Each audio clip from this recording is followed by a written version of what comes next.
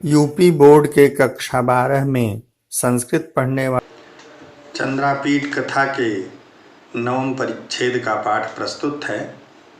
इसमें कादंबरी के द्वारा सायंकाल मदलेखा के साथ चंद्रापीठ के पास आने का वर्णन है।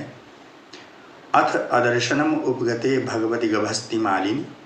अथ अर्थात इसके बाद, अदर्शनम उपगते भगवती गभस्ति मालिनी। भगवती भगवान, भग अर्थात ऐश्वर्य संपन्न, भगवान गभस्ति मालिनी किरणों की मालाओं वाले अर्थात अंशुमाली सूर्य के अदर्शनम उपगते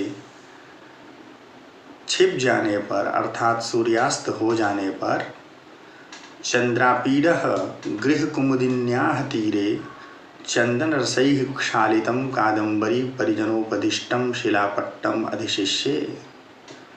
भगवान सूर्य के अस्त हो जाने पर चंद्रापीठ गृहकुमुदिन्याः तीरे, घर की बावली के तट पर, गृहकुमुदिनी जो घर के समीप बावली होती है जिसमें कुमुदिनी खिली रहती है, उसको गृहकुमुदिनी कहते हैं। कुमुदिनी युक्ता पुष्करिणी, छोटे जलाशय को जिसमें कुमुदिनियाँ हों उनको गृहकुमुदिनी कहते हैं। तो चंद्रापीठ घर की बावली के तीरे तट पर चंदन रसैः क्षालितम, चंदन मिश्रित जल से धुले हुए, कादंबरी परिजनोपदिष्टम और कादंबरी के परिजन अर्थात सेविकाओं द्वारा बताए गए, शिलापट्टम अधिशिष्ये, शिलापट्ट पर सो गया। तो सायंकाल सूर्यास्त हो गया था और चंद्रापीठ जो घर की बावड़ी थी उसके तट पर चंदन मिश्रित जल से धुला हुआ शिलापट्ट था। कादंबरी की सेविकाओं ने बताया और उस पर लेट गया।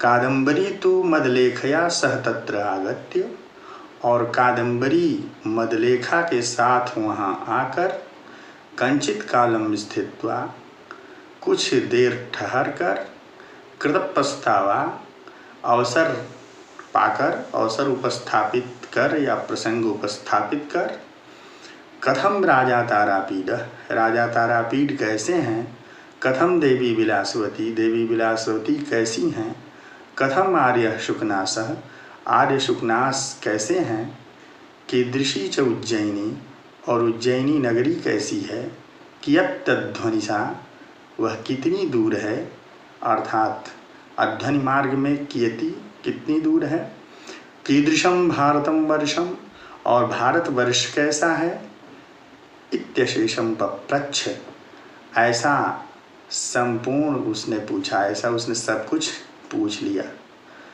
एवं विविधाभिश्च कथा भी सुचिरम स्थित्वा, इस प्रकार विविधाभि अनेक प्रकार की कथा भी कथाओं से, सुचिरम स्थित्वा देर तक रुक कर, ठहर कर, उत्थाय उठकर, केयूरकम चंद्रापीठ समीप शायिनम आदिश्य, केयूरक को चंद्रापीठ के समीप सोने का आदेश देकर, चंद्रापीडस्य समीपे शेते इति चंद्रापीठ समीप शायी तम, चंद्रापीठ समीप शायिनम, अर्थात चंद्रापीठ के समीप सोने का केयूरक को आदेश देकर कादंबरी शयन सौध शिखरम आरूरोह, शयन के लिए सौध अर्थात राजप्रासाद महल के शिखर पर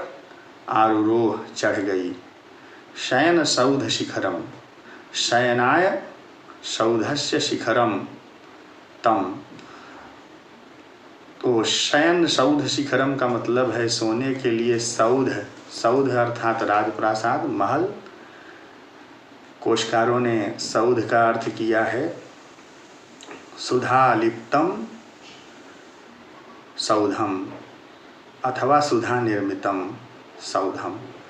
तो सुधा से निर्मित चूने के पत्थर से बने हुए महल को अथवा चूने के पत्थर से पुते हुए महल को सौध कहते हैं।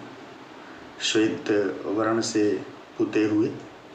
सौध शिखरम, राजप्रासाद के शिखर पर आरोह चढ़ गई, अर्थात राजमहल के ऊपरी भाग में चली गई। तत्र च सितदुकूल वितानतलास्तीर्णम शयनम अवजत। तत्र च, और वहाँ, सितदुकूल वितानतलास्तीर्णम, श्वेत दुकूल से रेशमी वस्त्र से निर्मित वितान चदुवे के तल अर्थात नीचे आस्तीर्णम बिछे हुए शयनम अवजत, शैया को उसने ग्रहण कर लिया, अर्थात श्वेत रस रेशमी वस्त्र के चंदुवे के नीचे बिछे हुए शैया पर सो गई। इस परिच्छेद से संबंधित प्रश्न इस प्रकार हो सकते हैं। प्रश्न है, अदर्शनम उपगते भगवती गभस्ति मालिनी इत्यस्मिन् वाक्ये कस्य वर्णनम अस्ति? उत्तर होगा, अस्मिन् वाक्ये सूर्यास्तस्य वर्णनम अस्ति। प्रश्न है, कादम्बरी परिजनोपदिष्टम शिलापट्टम कः अधिशिष्ये? उत्तर होगा, चंद्रापीडः कादम्बरी परिजनोपदिष्टम शिलापट्टम अधिशिष्ये। प्रश्न है, कादम्बरी कया सह आगच्छत? उत्तर होगा, कादम्बरी मदलेखया सह आगच्छत। प्रश्न है, का शयन सौध शिखरम आरुरोह? उत्तर है, कादम्बरी शयन सौध शिखरम आरुरोह। प्रश्न है, गभस्ति मालिनी इति शब्दस्य को अर्थः? उत्तर है, गभस्ति मालिन इति शब्दस्य सूर्यो अर्थः।